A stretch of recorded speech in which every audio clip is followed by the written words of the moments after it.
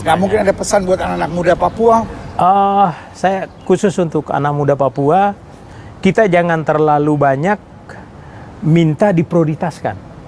Tapi kita harus berusaha untuk menyiapkan diri. Sehingga kalau kesempatan itu diberikan, kita bisa menunjukkan bahwa kita bisa melakukan hal-hal yang diinginkan oleh negara untuk kita. Karena kalau kita minta prioritas tapi kita sendiri tidak siap, begitu kesempatan itu diberikan, justru kita tidak bisa berbuat apa-apa.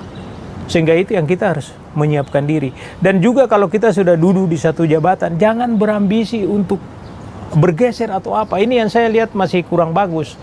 Karena ya saya mungkin lihat sedikit khusus untuk kita anak-anak Papua ini. Saya hampir 3,5 tahun saya menjabat sebagai Pangdam. Justru kita bertarung di hal-hal yang sebenarnya tidak perlu.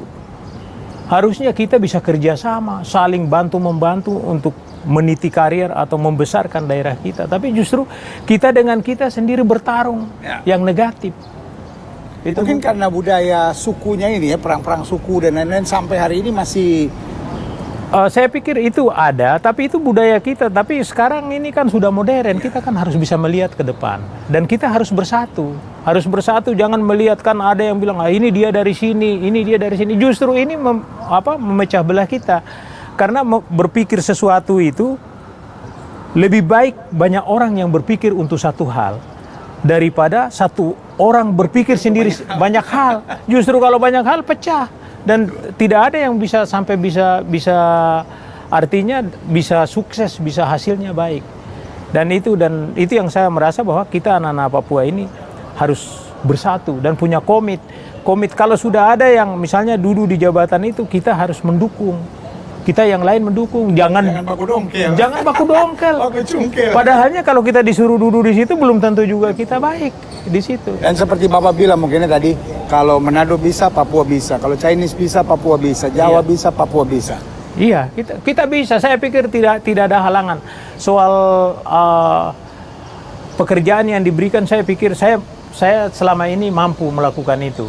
Dan mungkin orang melihat bahwa itu jarang sekali, tapi dengan ketekunan kita itu kan kita mampu bisa melakukan itu. Wah, luar biasa. Saudara yang kasih dalam Tuhan, yang pertama saya belajar dari semangat perjuangan yang luar biasa. Semangat tidak pernah menyerah, bahkan terada uang justru menjadi jenderal.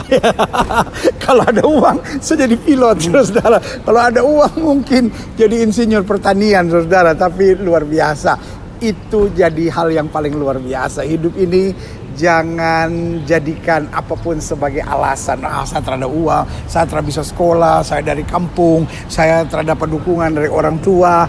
Tetapi bersama Tuhan kita cakap menang segala perkara. Yang pertama, jadilah orang-orang yang berjuang. Yang kedua, jadilah orang-orang yang tekun. Tadi seperti bilang, mau belajar, mau berjuang. Nggak bisa beli buku, fotokopi, perjuangkan. Lalu yang ketiga, atur hubungan dengan baik, ya kan? Bawa diri dengan bagus, jangan sampai hal-hal tentang diri kita yang menjadi hambatan.